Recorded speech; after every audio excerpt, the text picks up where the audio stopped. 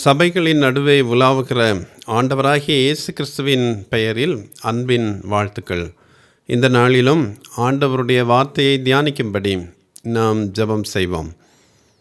எங்கள் மீது அன்பு பாராட்டி உம்முடைய அன்பினால் அனுதினமும் எங்களை ஆட்கொள்கின்ற எங்கள் அன்பின் ஆண்டவரே, நீர் எங்களை தேடி வருகின்றீர் என்பதை நாங்கள் உணர்ந்து கொண்டு எங்களுக்கு கிருபையாக தந்திருக்கிற இந்த காலத்தில் உம்முடையவர்களாக வாழ்வதற்கு இந்த நாளிலும் நாங்கள் தியானிக்கின்ற பகுதியினூடாக எங்களை வழிநடத்த வேண்டுமென்று இயேசு கிறிஸ்துவின் பெயரில் கேட்கிறோம் சுவாமி.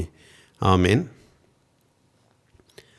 லவோதிகேயா திருச்சபை அனலுமில்லாமல் குளிருமில்லாமல் வெதுவெதுப்பாய் இருக்கிறது என்றும் தனது சொந்த செல்வத்தின் மீது அதிக நம்பிக்கை கொண்டு தான் மிகுந்த வறுமையில் இருப்பதை குறித்து அறிவில்லாமல் இருக்கிறது என்றும் அழிவிலிருந்து தப்பும்படி ஜாக்கிரதையாயிருந்து மனம் திரும்ப வேண்டுமென்றும் ஆவியானவர் கூறியதை நாம் தியானித்தோம். இன்று வெளிப்படுத்தல் 3ஆம் அதிகாரம் 20ஆம் வசனத்தை மையமாக கொண்டு லவோதிகேயா சபைக்கு ஆவியர் கூறுகின்ற செய்திகளை நாம் தியானிக்கப் போகின்றோம். 20ஆம் வசனம் புதிய ஏற்பாட்டின் ஒரு அன்பான செய்தியை நமக்கு சொல்லுகின்றது. அந்த வசனத்தை நான் வாசிக்கின்றேன். இதோ வாசற்படியிலே நின்று தட்டுகிறேன். ஒருவன் என் சத்தத்தை கேட்டு கதவை திறந்தால் அவனிடத்தில் நான் பிரவேசித்து அவனோடே போஜனம் பண்ணுவேன், அவனும் என்னோடே போஜனம் பண்ணுவான். இந்த வசனம் முடிவு நெருங்கிவிட்டது. வாசலருகே ஆண்டவர் வந்துவிட்டார். அவர் மிக அண்மையில் இருக்கின்றார். எனவே கிறிஸ்தவர்கள் தங்கள் ஆண்டவர் வந்து தட்டும்போது உடனே அவருக்கு திறக்கும்படி எப்பொழுது வருவார் என்று காத்திருக்கிறவர்களாயிருக்க லூக்கா 12ஆம் அதிகாரம் 36ஆம் வசனத்தில் ஆண்டவராகிய இயேசு ஆலோசனை கூறுகின்றார். மார்க்கு 13ஆம் அதிகாரம் 23ஆம் வசனத்தில் கடைசி கால அடையாளங்கள் சம்பவிக்கிறதை நீங்கள் காணும்போது அவர் சமீபமாய் வாசலருகே வந்திருக்கிறார் என்பதை அறியுங்கள் என்று ஆண்டவர் கூறுகின்றார். யாக்கோபு 5ஆம் அதிகாரம் 9ஆம் வசனத்தில் சகோதரரே, நீங்கள் நியாயம் தீர்க்கப்படாதபடிக்கு ஒருவருக்கொருவர் விரோதமாய் முறையிடாதிருங்கள், இதோ நியாயாதிபதி வாசற்படியில் நிற்கிறார் என்று யாக்கோபு கூறுகின்றார். இந்த வசனங்களெல்லாம் இயேசு கிறிஸ்துவின் வருகை மிக அண்மையில் இருக்கிறது என்றும் அதை தவிர்க்க இயலாது என்றும் நமக்கு கூறுகின்றன. அனைத்து மனிதரும் இயேசு கிறிஸ்து வாசலருகே வந்து தட்டுவதை கேட்டு அவருக்கு கதவை திறக்க தயாராயிருக்க வேண்டுமெனவும் இந்த வசனங்கள் நம்மை அழைக்கின்றன.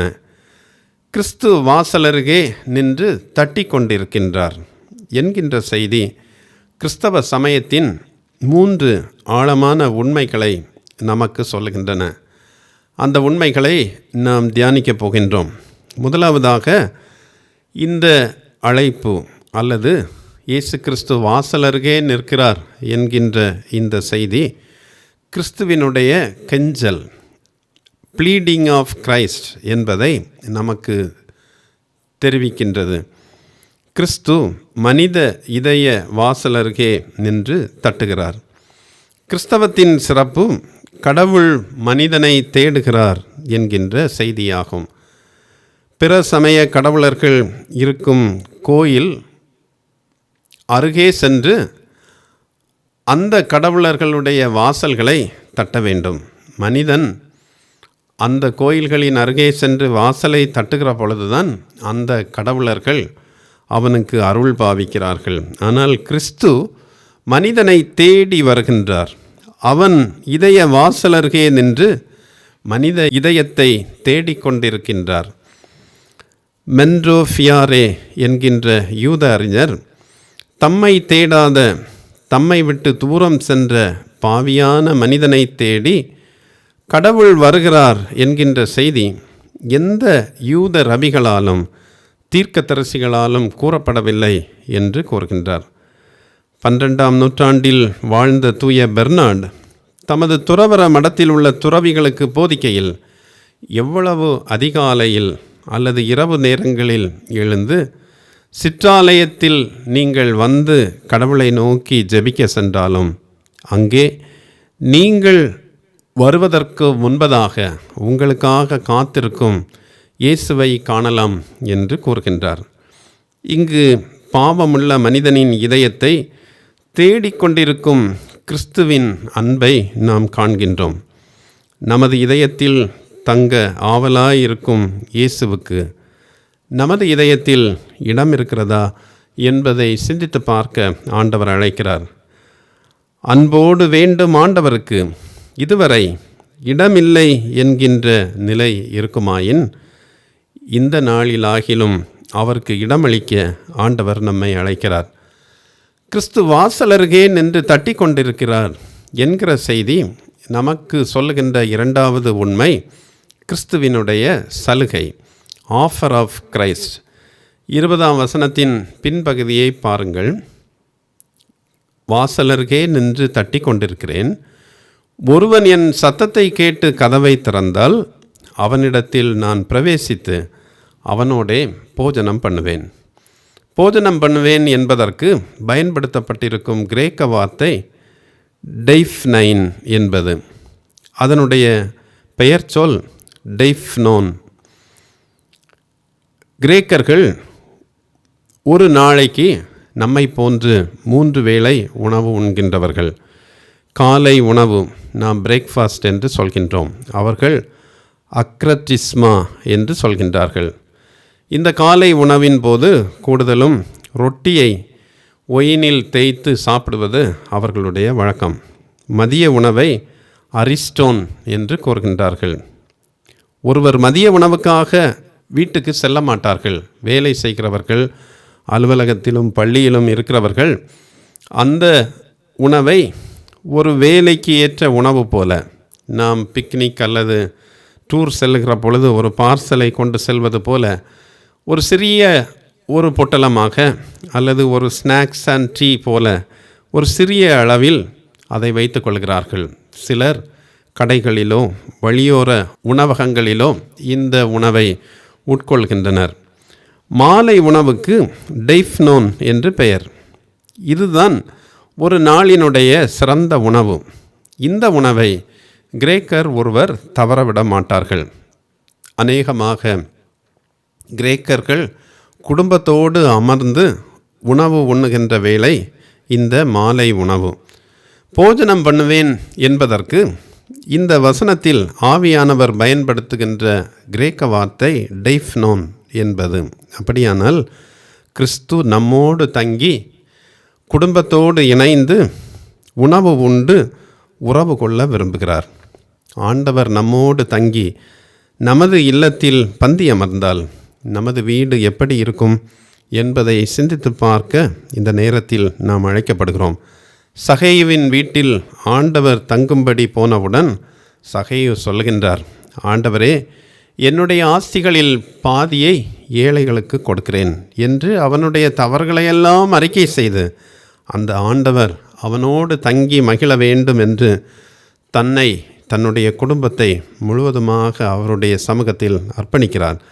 கிறிஸ்து நம்மோடு தங்கினால் நாம் பாவம் செய்யாமல் இருக்க நமக்கு உதவி செய்வார், நமக்கு பாதுகாப்பு தருவார், நமக்கு வேண்டியதெல்லாம் கிடைக்கிறது, எந்த குறைவில்லாமல் நாம் வாழ்கின்றோம். இதைத்தான் கிறிஸ்துவின் சலுகை, ஆஃபர் என்று நாம் கூறுகின்றோம்.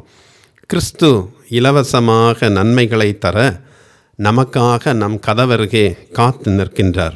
நாம் செய்ய வேண்டிய ஒரே ஒரு வேலை, நம்முடைய கதவை நாம் திறக்க வேண்டும். கிறிஸ்து வாசலருகே நின்று தட்டுகிற பொழுது அவருக்கு கதவை திறந்து அவர் வழங்குகின்ற இந்த சலுகைகளை, ஆசிகளை பெற்றுக்கொள்ளும்படி அவர் நம்மை அழைக்கிறார். கிறிஸ்து வாசலருகே நின்று தட்டி கொண்டிருக்கிறார் என்கின்ற செய்தி சொல்கின்ற மூன்றாவது உண்மை மனித பொறுப்பு, ஹியூமன் ரெஸ்பான்சிபிலிட்டி. கதவை தட்டும் கிறிஸ்துவுக்கு கதவை திறப்பதும் திறவாமல் இருப்பதும் மனிதனுடைய பொறுப்பு என்பதை இங்கே உணர நாம் அழைக்கப்படுகிறோம். கிறிஸ்து கதவை உடைத்து கொண்டு வரமாட்டார்.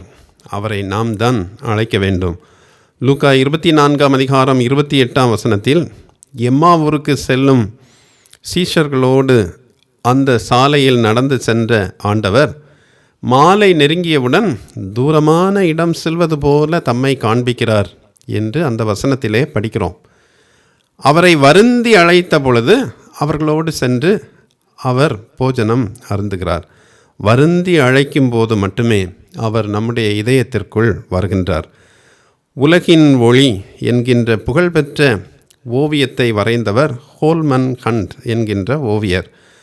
அந்த ஓவியத்தில் மனித இதயத்தை வரைந்தபோது அதில் வரையப்பட்ட கதவுக்கு வெளியே கைப்பிடி இல்லாமல் அவர் அதை வரைந்தார். ஏனெனில் அந்த கதவை ஒருவரும் வெளியே இருந்து திறக்க இயலாது. மனிதன் மட்டும்தான் அவனுடைய இதயத்தின் கதவை திறக்க இயல்வதைப் போல அவர் வரைந்தார். ட்ரென்ச் என்கின்ற வெளிப்படுத்தல் நூலுக்கு விளக்க உரை எழுதுகின்ற ஆசிரியர் இப்படி சொல்கின்றார்: every man is lord of the house of his own heart என்று எழுதுகிறார். ஒவ்வொரு மனிதனும் தன்னுடைய இதயத்தின் எஜமான். தனது இதய கதவை திறப்பதும் திறக்காமல் இருப்பதும் அவனது உரிமை. திறக்க மறுக்கும் மனிதன் தன் ஆசீர்வாதத்துடன் கண்மூடித்தனமாக சண்டையிடுகிறான் என்று கூறுகின்றார். கிறிஸ்து கெஞ்சவும் சலுவை காட்டவும் நமக்காக காத்திருக்கிறார். மனிதன் திறக்காவிட்டால் அவரால் எதுவும் செய்ய இயலாது.